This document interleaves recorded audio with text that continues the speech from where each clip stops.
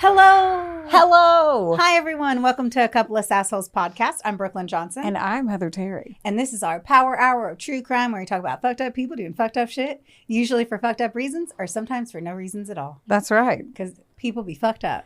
They are. Okay. She's diving in so hard to this banter. The second I walked in, she's like, I have the banter. I do. Cool. I have a story. I do.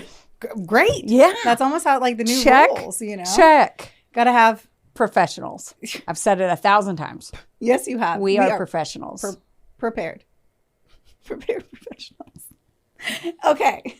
First, I want to talk about our chemical peels that we got yesterday. Yes. The perfect derma is what we got done at Hatef Aesthetics in Owensboro. Right. Because they also have one in Nashville, Kentucky. Mm-hmm. We got that in Kentucky. Nashville. Fuck, yes, Tennessee. everyone rushed to Nashville, Kentucky. That's their most popular location. Is there a Nashville, Kentucky? No. Okay. There's an Indiana and a Tennessee. And probably more. Yeah. And like 3-year-old girls or something. Probably a lot of Nashvilles there. Always cities. My fucking name's Brooklyn. That was a city. Like, let's be honest. Okay. So that was fun. Yes. Getting a chemical peel. I've never done that before. Me either. Usually it's like, you know, getting up there, turned 40 this year. Time to put our faces in Amber Teasley's hands and her team and let her rip. Yes. I was like, she's like, do you care? I'm like, do whatever you want. Oh my gosh. I'm so excited about it. Like working with them is probably my favorite thing ever. I've called my mom and talked to her about it like every single time after we meet. Oh my gosh. And they're so fun in there too. They're fun and they're funny and the place is nice. She said if we came it's so fast. Yeah. She said if we came in there, she would work 12-hour shifts. Yeah. And I would just hang out in there and be like, pump some more shit into my face, man. I say that I don't have any fillers. Like at the end of the day, I'm all about Botox or whatever generic version of the Botox. To each their own. Yeah. Well, I don't want people to be like, that's why her lips are so juicy. It's because it's filler. It's not. It's just my lips.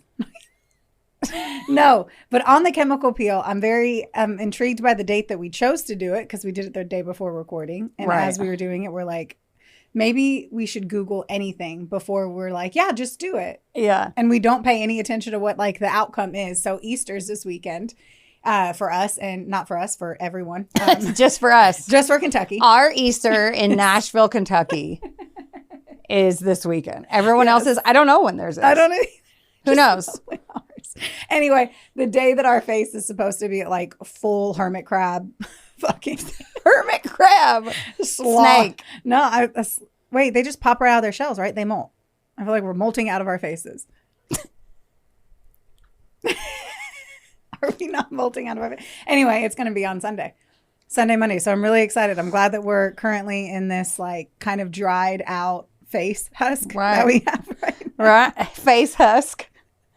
Oh my gosh. Like. He is risen and so are we. Yes. I said we were peeling for Jesus. Yes, we are. Peeling for Jesus. Yes. I can't wait. I'm a snake. Yeah. I'm just going to say that all day on Sunday. I'm a snake. I hope I see you. I'll find you to see you to say that. You have to. Because it's only our Easter. So here's a thing that I've come to terms with. I was watching a show last night. Okay. I think it was Mobland. Okay. Which, if you haven't seen it, grab your remote. But only after you like, rate, review, and subscribe us. But, and people were fighting. They got hit in the face. And I was like, I think I need to get punched in the face. Now, hear me out. Oh. Hear me out. You don't have to explain. Okay. Your enthusiasm. Tone it down. No, but like, and I actually thought about it, like sitting here trying to be like, have you been hit in the face before? Like, I'm talking a true sucker punch to the face. Punched in the face? Punched in the face. No. I don't think I have either. I've been in a few fist fights. Mostly at the hands of my freaking sister. Love you, Brittany. But we've gotten into fights before, but I still don't feel like there was a full, like, punch to the dome. And I just feel like I'm 37. I'm going to be 38. Okay. I'm running out of my time to get like punched in the face. But I feel like why? I just think you need to. Number one, everyone needs to get hit in the face because everyone's a fucking cunt. Like we're all shitty at some point. Everyone needs a good fucking punch to the face. I feel like it'll be humbling. And I can help you out. I'd already told you. I like. Would you really punch me in the face? Yes. As long as you swore and signed an affidavit saying that you would not retaliate in any way or make me feel any ounce of guilt ever, which I know you would do both.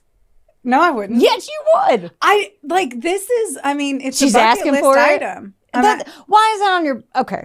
I really do just think... Let me hit you in the face then. I just feel like that's a life experience. Okay. That I need to try. If you want to do it, listen, you're someone's Do you not feel that way at all? Not about getting punched in the face. No. No, not in the Jess, slightest. have you been punched in the face? I don't. True in the face? Do you have any... don't you feel like it's a life experience? There's lots of life experiences that I don't have to do. Well, I mean, I'm putting it on my list as like a to-do. Okay. Well, I can help you out. Travis was like, I think you need to understand. So I talked to Travis about it. And first he was like, I think you need to understand that this is going to be a hard thing for you to achieve without getting charges pressed on you. You're a little too old for this. I was like, yeah, sir. And I was like, what if we just do it out of town? And I just get in a fight with somebody. And he's like, that's worse. So we're going to have to go there for court. And I'm like, okay. So I was trying to figure out how to get organically. I'll just do it. We can plan it. It'll be great. I don't know. Can you punch? Do you want it? We're going to do it right now. Do Jess just said you should do that for Patreon. That's right. Listen. I just don't know that you could really give me what I'm looking for. Oh, okay. Tell me this right before I do it. Right. See, I'm going to knock your teeth through your butthole. Oh my God. I will knock your front teeth through your Okay, you're not allowed to. It's in the eye. Butthole. I want black eye in this region type of deal. Okay. I was talking to, I had a meeting with my financial advisor today, Jeremy Edge. If you don't use him, he's great, in Owensboro at Baird Financial. And he's so awesome. Obviously, he's one of my friends. So me saying this doesn't sound like I'm just having these weird conversations with my financial advisor. I've been friends with him for 10 years. But he was like, don't you wish you could do that in a younger body? Because it's going to hurt really bad. And your body is going to take a long time to heal from a bruise on the face. And he goes, I really hope that you come in here one day with a black eye and I get to be like, good for you. Good for you. I mean, I encourage all of your journeys. So if that is I just think it's an experience that I would like to experience. Not that I would like getting hit in the face. I don't think I'm going to enjoy it, but I do think I need to mark it off my list. I've been I don't know where to go from here. Really diving into what I want out of this life. It's important to have goals. It is. What the fuck? I don't know. And that's why I was like, I need to tell you about this new goal of mine to get hit in the face. And I never expected you to say that you would do it. I really didn't. I was like, I don't think Heather would do it. I even asked, I was like, Travis, do you think Heather would do it? And he's like, no. I don't. Don't underestimate me. It's not underestimating you. I thought you liked me so much you wouldn't punch me in the face. I thought you'd be like, I could never do that. I don't want to hurt you. And you're like, yes, I'll do it. Done. You don't know how high I can fly. Apparently. All right. And then I'm going to find out she gets into boxing. So the first thing that Travis said, he goes, just get into boxing. If that's what you want to do so badly, get into boxing. And now I guarantee in 3 weeks, I'm going to be like, where are you going? And you just don't tell me and I check your location. You're fucking fight camp. Fight camp? Yeah. What's fight camp? I have no idea. You mean club? Yes. What is wrong with you today? Is that the Temu version of Fight Club? It doesn't have Brad Pitt. I think I'm just torn. I was supposed to go camping this weekend. Camp is Fight Camp starring Tom Cruise. Coming to a theater. No, that's a straight to DVD. That's not even a streaming. They put it out on DVD. I quit. I don't know what to tell you. I don't know where to go from here. Either. Do you want to tell us a story? Is that what you want to do? Let's box. Now I'm feisty. Okay, good. Good. Get her all riled up. She's going to say the things that she knows will push my buttons. And then when? I don't know. And then just to get me to hit you one day, you're going to catch me when I'm a big bag of hormones. I don't know. I'm going to put this on my list. It now made it onto the list. It is on the list. I've put it there. And then I'll let life kind of compile it together. And we'll see if... Just stick to growing garlic. Why are you wanting to get in fist fights at this camp you made up? I'm talking. I'm fast forwarding this. Do it. I'm going to take a drink first so you can keep talking. Oh, shit. Okay. I think I need to wash that cup out. Oh, There's no better feeling than when you go to take a drink out of a cup and you're like, I think I that haven't water's watched this in 3 weeks. I know. Just like washing a bra, you don't do it all the time. Right. Just as needed. Yeah. Right? How often are you washing your bras? Every day. No, I'm just randomly curious. I don't know. I don't put it on a lid. Do you have a chart? No. It's like beige is on Tuesdays. Like, what do you? No. Oh, okay. I don't know. You asked me that. This is riveting. It is. This is riveting. Really People would is. be like, I wasn't going to listen to their podcast, but then they started talking about fighting and how often they launder their undergarments. I know, it's perfect. This is a perfect We're audio, nailing it. audio project. We just We need to save this stuff for the live show. You're right. Give the people what they want. Yeah, for me to get punched in my Hopefully face. they will. I just didn't know if anyone else felt that way. Like, if you look at life and you see these like little things and you're like, I didn't experience that thing. And I just don't want to not experience that thing. Okay. And as dumb as getting hit in the face, I feel like it builds character. And I think it's time to get hit in the face. Well, dreams do come true. Like I said. All right. Okay. Tell me a story. Are you ready? Yes. Cool. So my high school friend, Chastity Bartlett, actually requested this story. She was like, I'm sure you get annoyed with this, but she's like, I really want to hear your take on this. I saw this show and da-da-da. I want you to dive into it. And I was like, you know what, Chastity? It's 2 days before we record. I don't have a story. That sounds like a great idea. I was looking for one and it plopped and fell in my lap. So this is for Chastity. Did she hit you up directly or through the... She did directly, but we encourage you to do it through our Facebook. Yeah. Or so, email us. If you want to hear a story. sassycospodcast@gmail.com. Yes. Or just tell us DM on our Facebook page. Yeah. Yeah. So she... Because we want it's you to so give much us easier. stories. And I got like 5 in the same day. It was weird. After I picked this one. Oh. And then like toss me one, other bitch. people. I got to pick my story by the end of today. I need to know for next week. My sources, season 1, episode 2 of the show called Handsome Devils Ooh, I'm already excited. on Amazon Prime. Okay. And I had already watched it and I was like, that's a fucked up story. And then I watched so much true crime shit that it went whoop right out of my brain. Oh, I think it all just like sits in a fucking vat of sorrow in the brain. Articles from the New York Times, NBC News, I wrote new, NBCnews.com, and Duke University published a paper analyzing the behavior. That's interesting as well. Ooh. There's also a book, didn't read it. Well, you had 2 days, so right. I understand why you didn't. I mean, I read like 4 other books in 2 days, but not really. Okay. Zachary Morgan Bowen was born on May 15th, 1978 in California. Now, there's not a ton on his childhood, but sadly in this one, you can definitely pinpoint when the wheels fell off the wagon. Ooh, okay. When Zach was 17, he went on a road trip with his dad, and they ended up in New Orleans, Louisiana. And after falling in love with the city, he decided to get a job and stay. And his dad was, because they were kind of like nomadic as they were growing up, like they moved around a lot and stuff. And he was like, I love it here. I want to start a new life here. I want to stay here. And his dad's like, all right. And then left. So, okay. Yeah. He started going to school there for a little bit, and then he ended up dropping out of high school. He got his GED later, but anyway. So he was described as handsome and charismatic by everyone. And after he turned 18, he got a job at a bar, because apparently that is a thing that you can do. Yeah, you can serve alcohol. Yeah. Not in every state, but in Louisiana you can. Now here's a picture of him. This is older. Just don't hold it up. This is just hand it to me. Okay, don't swipe around or anything. That's an older picture. All the nudes? No, I meant like on the photo, because your nudes. Yeah, I know you take a lot of nudes. Okay, I can see it. Yeah, I mean, yeah, and that's a later in life. Tiny glass of wine. Okay. Right. It's like this big ass dude with like a thimble of. He's very tall, and some of the things I read, it said he was 6'10", like tall. He looks.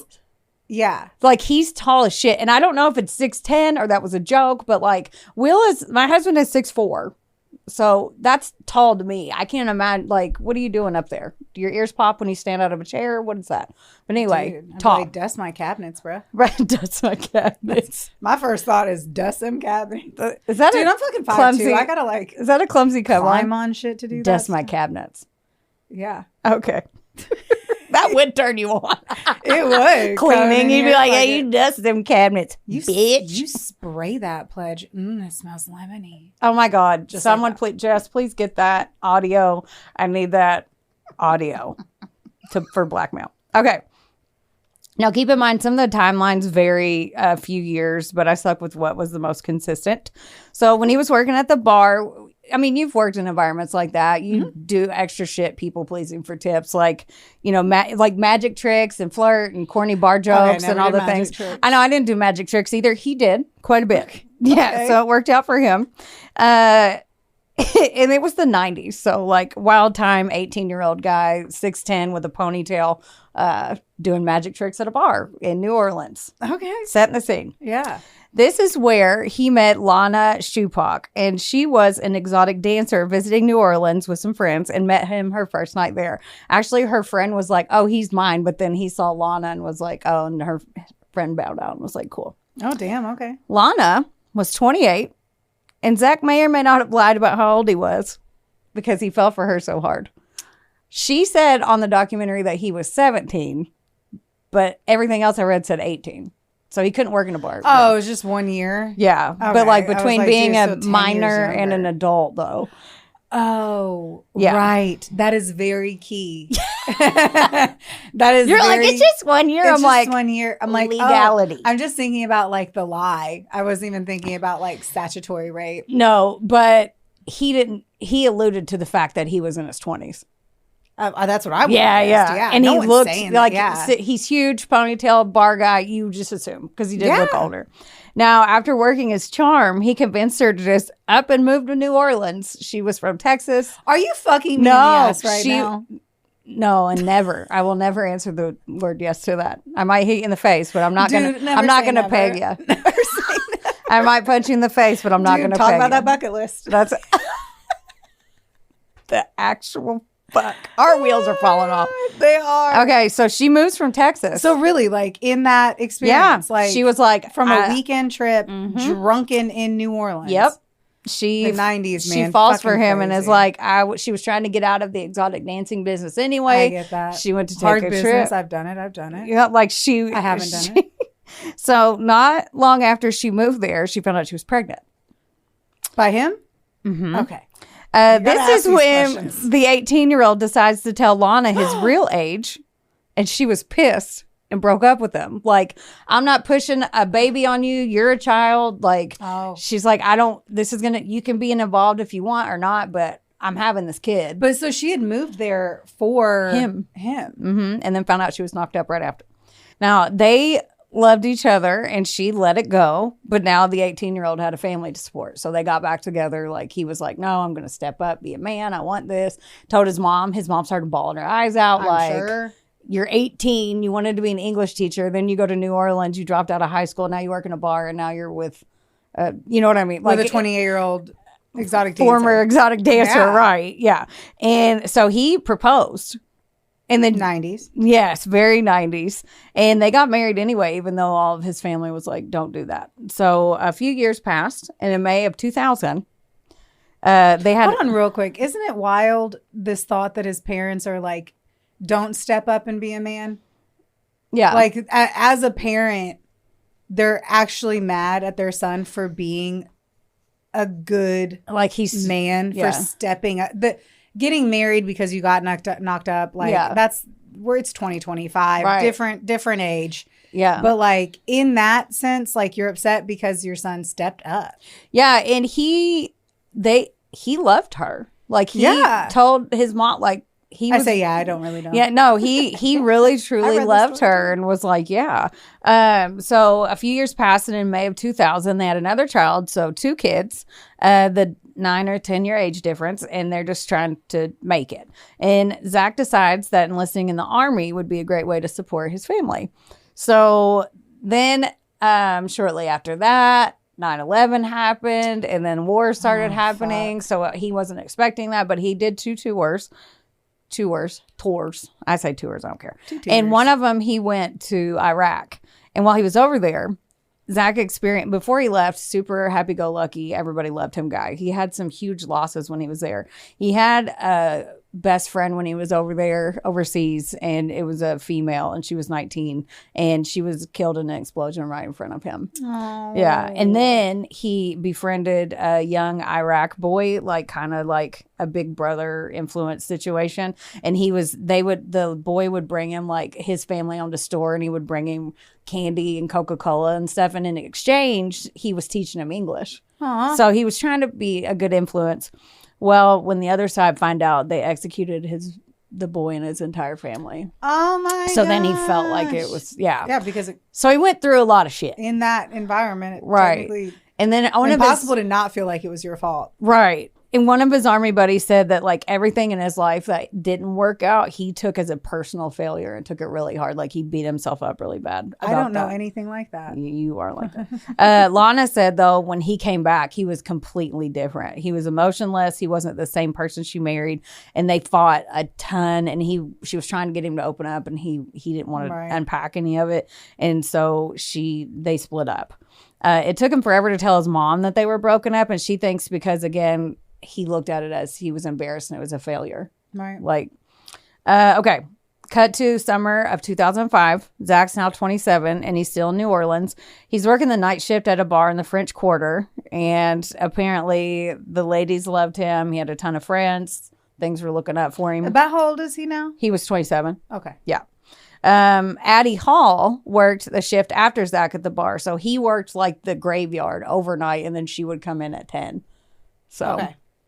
And Addie was 27 years old. She was a free spirit, hippie, crunchy granola type, very artsy. Yes. She was artsy. She traveled. She loved to dance, wrote poetry, just like a cool ass girl. Yeah. Addie came to New Orleans from North Carolina to start a new life like Zack did.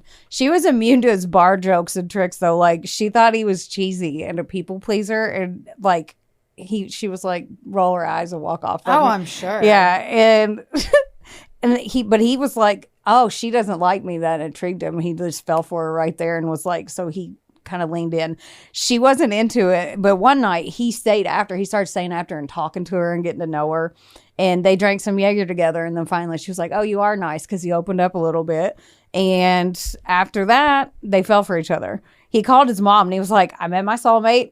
We're an item. This is my soulmate. Addie's my soulmate. And his mom's like, okay, thanks. It's been 6 minutes. Right. She didn't know him as well. Addie didn't know him as well as she thought she did, though, and none of his friends did either. Well, of course. Well, number one, she's like, I got drunk with him off Jaeger one time. Mm-hmm. No one knew that on paper he was still married and that he was a father of 2. Like, even his best friend didn't know he had kids. Yeah. 3 weeks into it, 3 weeks after the dating, they went public with their relationship, and she was like, oh my God, I'm so happy, blah, blah, blah. 1 week later, August of 2005, Hurricane Katrina hit. So 1 month from their Jaeger fest. Yeah.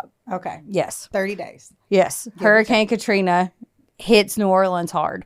Now, Zack's ex-wife, she knew about Addie and was supportive, but she had no car and their 2 kids. So she called him and asked him to ride out the storm with them. Like, you have kids. I'm scared. They're telling people to evacuate. And he was like, no, Addie's freaking out. I'm staying with her. So they hunkered down instead of evacuating like everyone was telling them to do. For people who are overseas, Hurricane Katrina was one of the costliest hurricanes in U.S. history until 2017. It displaced over 1 million people and cost an estimated $125 billion in damages. 1,800 people died, and over 50 levees and flood walls failed, and 80% of the city was flooded. So it was terrible. Scary and terrifying. It was terrible. So fucking terrible. By landfall, it was a category 3, and it had some winds up to 150 miles an hour. So just staying there would be scary. I mean, you weren't... Yeah. The word evacuation means leave. Means get the fuck out of Dodge, right. Man. Yeah. Like, you don't hunker down shit when they tell you to leave. Yeah, they were literally saying, get out of here. Yes. They have these things called science professionals. And those science professionals knew that a hurricane was going to kill people. And so you should get the fuck out. Dude.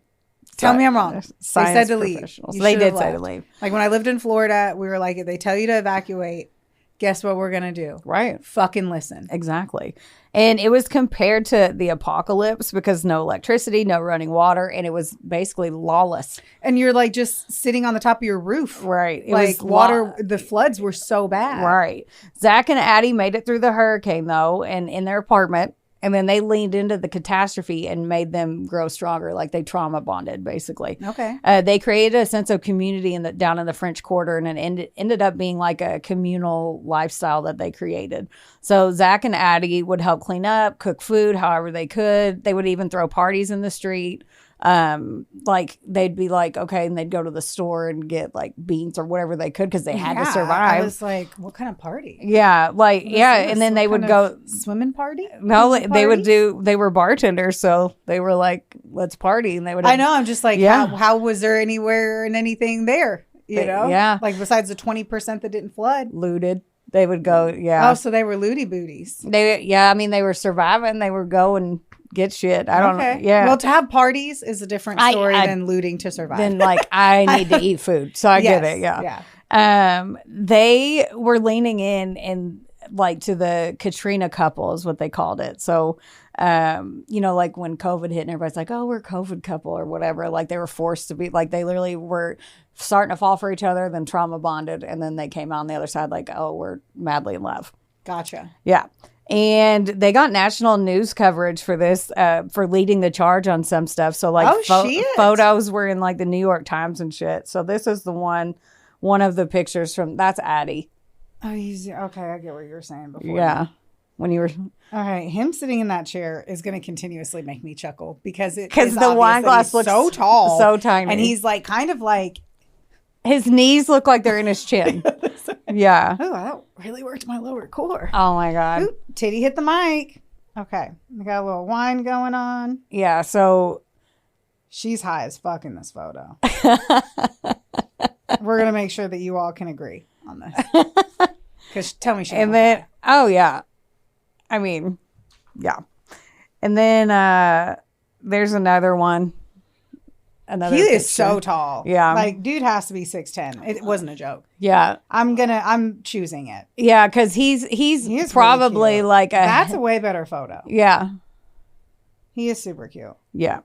So that picture was in the New York Times and he was like, like they're kind of famous, but not for leading the charge and rallying everybody together. So news people were coming to interviewing and stuff. That's awesome. But okay, this whole time, Zack is ignoring the outside world, which includes his ex and his kids. And she literally thought he was dead. She was telling his kids that he was helping the Red Cross volunteering when she thought in her head their dad was dead because he wasn't answering her calls whenever she could call him. Like this was way after, or when the phones were down, or like no, the phones were back up, and he was just like, "That's what I was trying to fucking understand. I don't is this right after the storm and the fucking sun came out, and she's like, do. She tried, or is it 3 months after, and he's still doing it, and he's still not answering? It was a little bit of time. Like I understand why you wouldn't know that. I'm just like curious. Yeah, as to the timeline of it. The phones were back up, and he wasn't answering his mom's calls, and like nothing. He was just with her and hiding, and they liked this little bubble that they were in. Okay, if that makes sense. Yeah, it does. Yeah. I too like bubbles. And there were several things that I read that said they would literally like it was so like a commune that like they were like fucking in the street and stuff. Like Zack and Addie like would literally just be fucking in the street. So yes, in the street. Okay. Yes.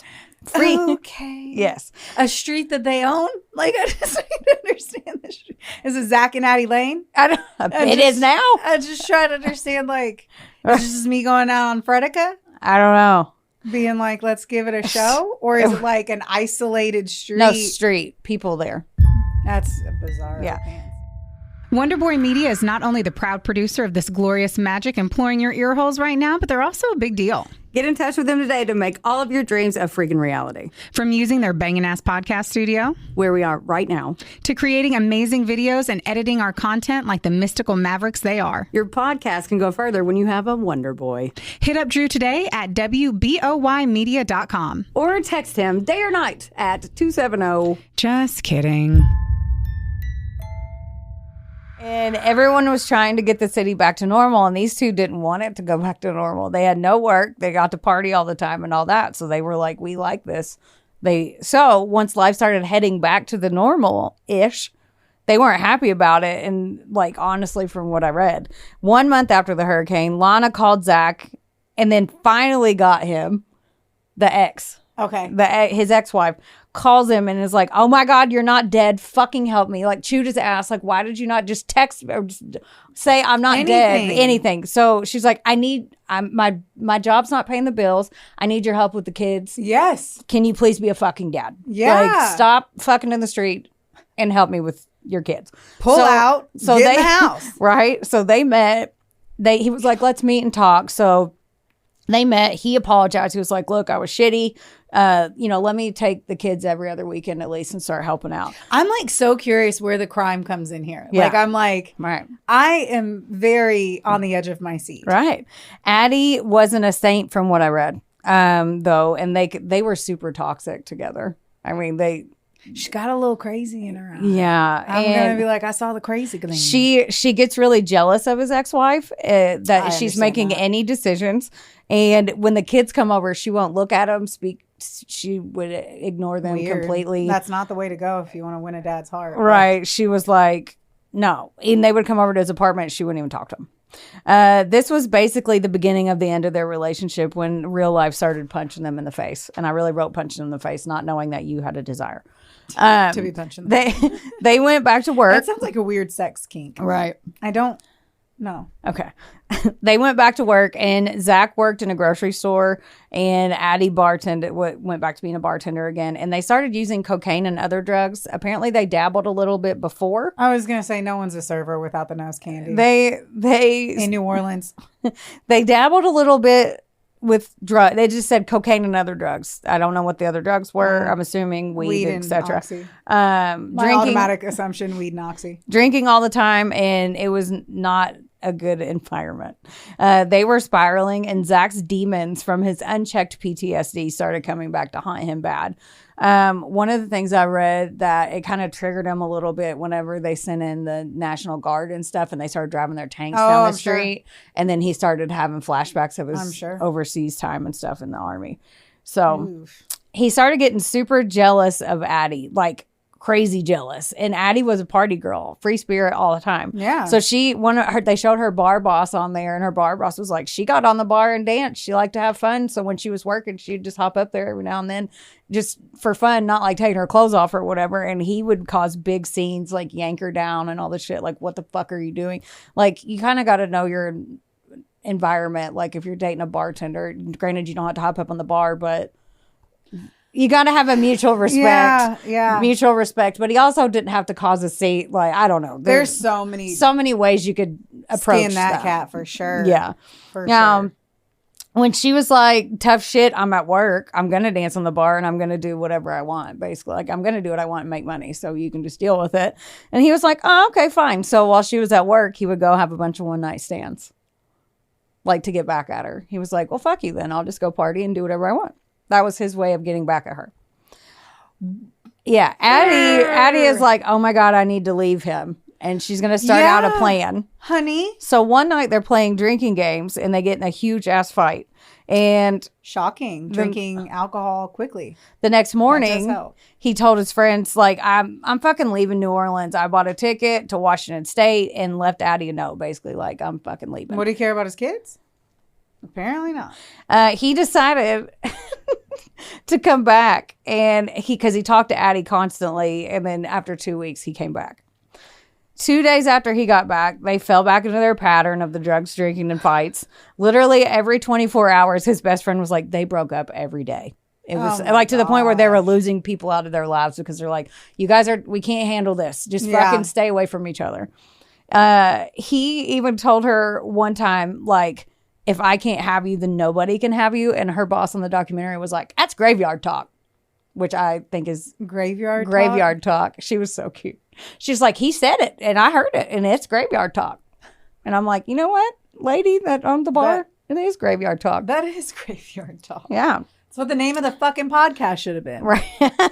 Here's the twist though.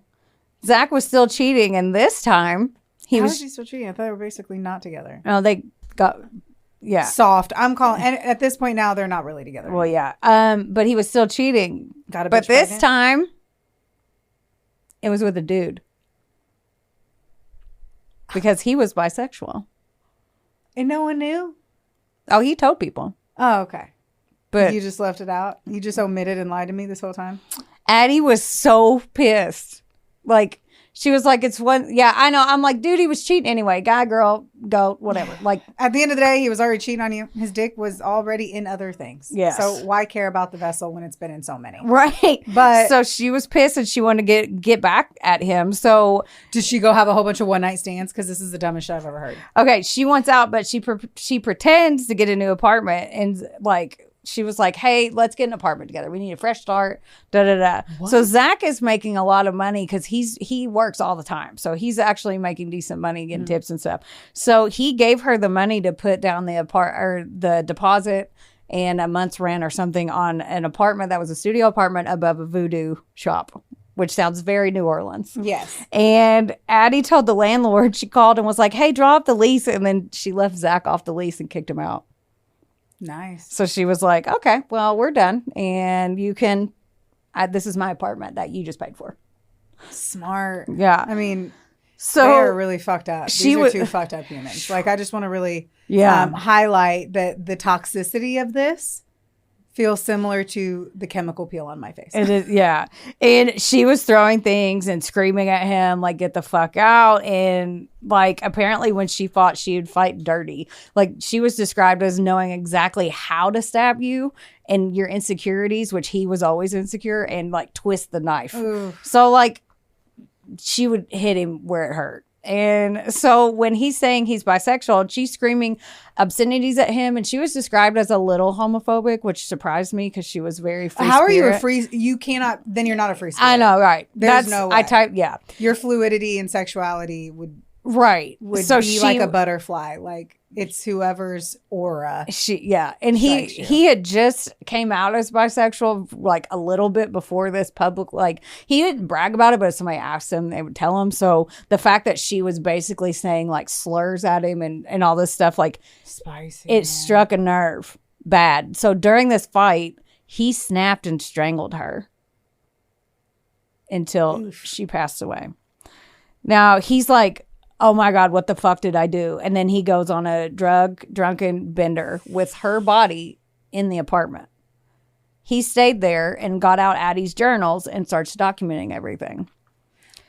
At first, this is going in such a way. Right? At first, he writes down everything that happened, and basically it's a confession. Like, that's how we know what was said and what, because he wrote it out. Okay. He also wrote that he violated the corpse, aka necrophilia.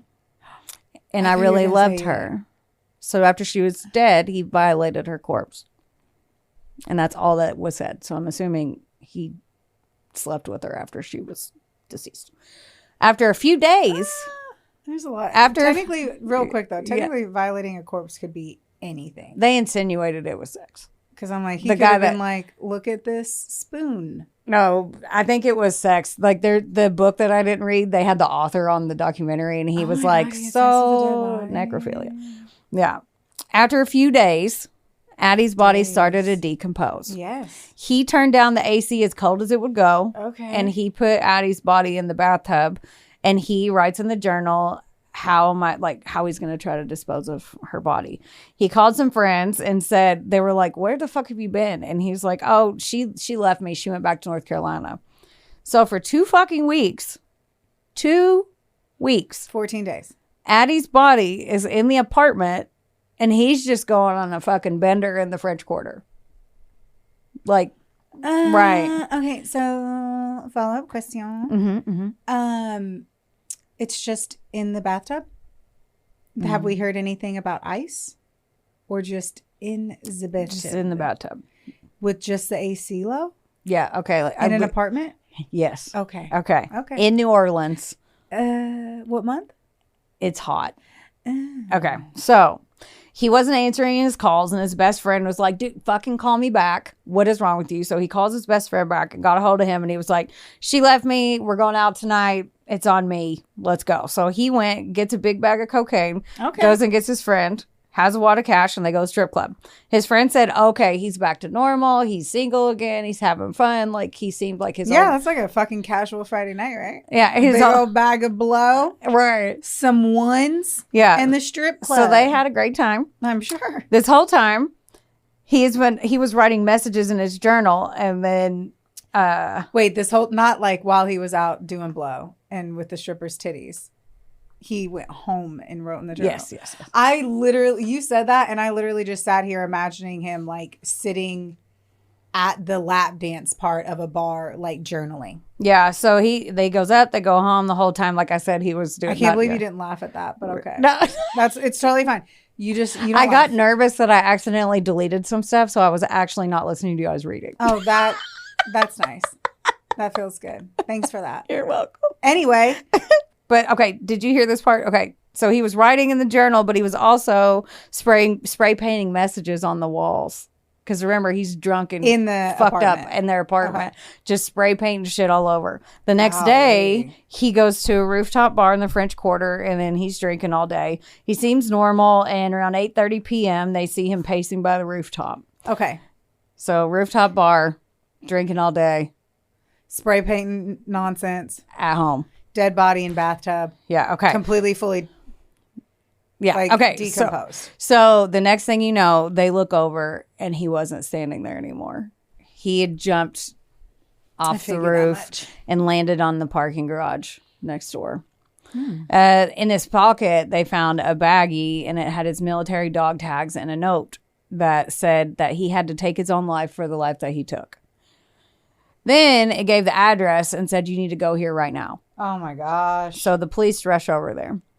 When I say stuff was spray painted on the walls, like they were huge messages, and it's on the documentary and you can look it up. I didn't even take screenshots because it kind of shook me. It was just, I'm sure. like one says call Lana, and then it says wife in parentheses, and that like his ex-wife. like spray painted Spray words paint, on the wall. huge Yeah, I was going to words, say huge, right? like Yeah. huge. Yeah. I and have an idea in my head. one said, I loved her. Another one said, total failure. It was on every wall almost. I'm such a loser was one of them. Please help me stop the pain. And then the most chilling one that I saw said, look in the oven. Then above the oven, there was an arrow pointing down, and then spray painted on the, and it said, look, with an arrow. Yeah. And then on the oven, it said, don't look. On top of the oven, there were two pots. There was, and when they opened it, Addie's head was in there and had been cooked down into one in the pot. in the pot On the stove. And then the other Okay. pot, the officer lifted the lid and said her hands and feet were in there. In the oven, there was a large turkey pan, and both of her legs had been cooked. So he slammed that shut, and the detective in the documentary was physically shaken. He said it was the worst scene he's ever seen. can to only imagine. This day. He said it still haunts him to this day, and this was in How would it 2005. not? Yeah. Tell me the fuck how it would not. That's a horror movie. He was like, I don't want to look around. And he said, I honestly was like, I don't want to look anymore in this. But like, he wanted to be like, can I take a break? But he kept going, and he knew he had to. So he opened the refrigerator, and he saw a large garbage bag, and that's where her torso was in the fridge. The news got out to the media, and then they started calling him the New Orleans Butcher. Now, during this, his ex-wife, she knew she couldn't get a hold of him. He had called her that day and said, come meet me. And she was like, she's like, I could tell he was fucked up. And I was like, no, I have the kids. I can't come meet you. And then her friend called and said, have you seen the news? Because the news got out about this already. So she had to learn about all this on the news. Like, that's my children's father, and he killed her. Like, yeah. So he was writing in the journals, and it chronicled his spiral. Like, after the fact, he was trying to figure out a way to dispose of her body piece by piece, so he cooked them so it wouldn't smell as much. Okay. Which is so fucked up to even say out loud. Yeah. Like, what? And it was, he had time. He could have there's lie and shit to like make it through. This was kind of hard for it was hard for me to write because there's a lot of unaddressed mental health issues too. Yes, 100%. Like unchecked 100%. PTSD, like a lot of mental health issues in this story that I was like, ugh. It doesn't excuse his behavior. But it obviously played a role. A huge role. Like the role. Not everybody with unchecked PTSD, etc. Right, do this. But it was really hard because I'm like, this could have gone so many different ways that did not have to end like this at all. He was self-medicating with drugs and alcohol, and then they were toxic together, and they both had their own demons. And like I said, it didn't have to end that way, but that is the... I mean, they didn't even try to get help. It's not like attempts to get help were made. But what we also have to stop and think about in this particular storyline is if he could have gotten the help whenever he got back, though he didn't want to because of his own issues, thinking that was a failure, whatever his own journey was. If he would have gotten help then, that would have been the best case scenario. Right. But we're also talking about a young man who is also in the service industry. He likely doesn't have insurance. He's working nights. He's partying and drinking. It organically leans itself for him to not address his own issues. Right. And then you get into a relationship, things are great, you're having a good time drinking, then before you know it, we're all doing lines off a glass table with $100 bit. And before you know it, it turned into what it did. Yeah, and then the hurricane hit, and then they got in the bubble, then the bubble got popped, and then they had to go back to normal, but they liked this part. They liked being no responsibilities, living, flying by the, you know what I mean? And then they were, I don't know. It's crazy that they enjoyed I can only speak to what I saw in the news. I don't know shit about what happened in New Orleans because I wasn't there. Right. I'm only going off of old news that I had seen. Mm-hmm. But all the other people that were there were not loving the experience of losing their homes, trying to stay in lines at Red Cross, doing all the... Right. It blows me away, I guess, that someone enjoyed... Right. I'm happy with anyone finding the good in any situation, but that's why they got news coverage. Yeah, because they were happy party, whatever. His mom said, I think he was sad when the electricity came back on. His mother said that. Oh. Because she's he didn't have any responsibilities and all that stuff. And that is the sad story of the murder-suicide of Zack, Bowen, and Addie Hall. And I do want to say, for any suicidal thoughts, yes, if you need to talk to someone, you can call or even text 988 for the Suicide and Crisis Lifeline. It's free. It's available 24 hours, 7 days a week. So you can even text them, so you don't even have to call. Yeah. And again, thank you, Chastity, for rocking my world with... Yeah, that's a wild story. That's a sad story. I see why you haven't done it. Mm-hmm. Because it's not our normal... Right. You can't get mad. I'm not feeling any rage. I'm not trying to flip over anything. It's sad. Yeah. It's an unfortunate series of events. Mm-hmm. It could have played out a lot of different ways. It did not have to be that. And if you did, I watched...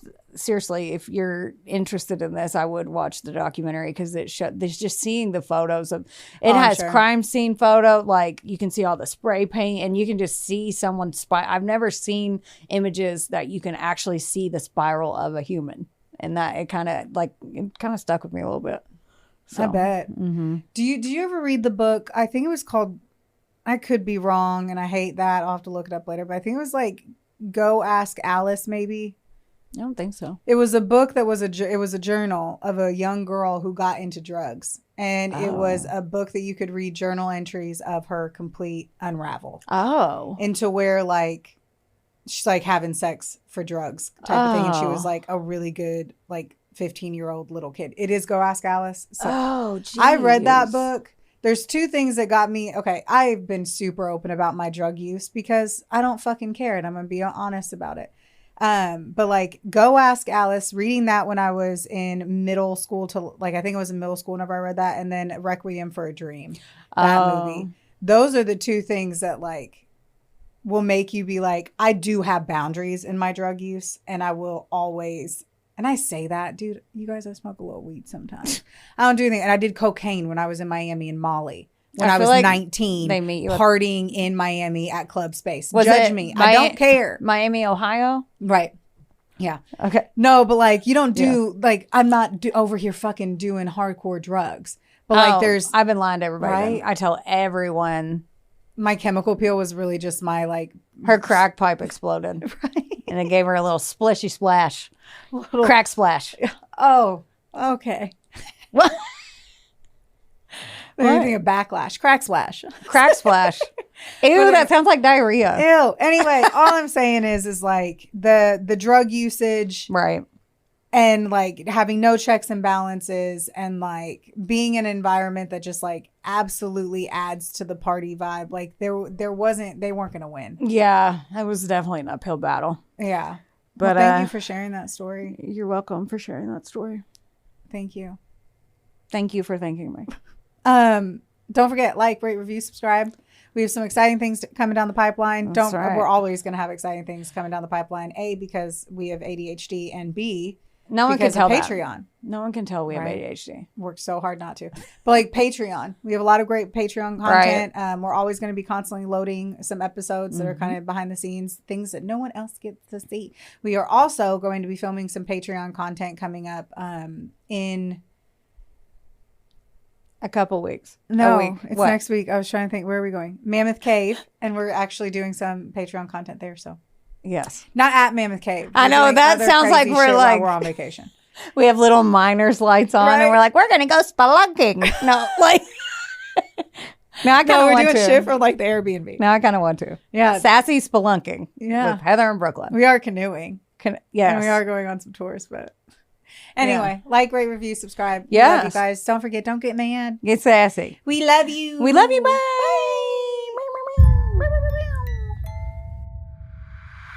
This episode was sponsored, edited, and produced by Wonderboy Media. Get the deets at wboymedia.com to see how you can make your podcast dreams a reality. Help us out and be sure to rate, review, and subscribe wherever you listen to our audio project. Don't forget, follow us on Facebook, Instagram, and TikTok at, of course, A Couple of Sassholes. Want more sass? Become a member of our Patreon for bonus content, merch, and more. Plus, we're on Cameo now, so there's even more ways to get the sass you need just how you like it. As always, don't get mad. Get sassy. Theodore, can I pet that dog?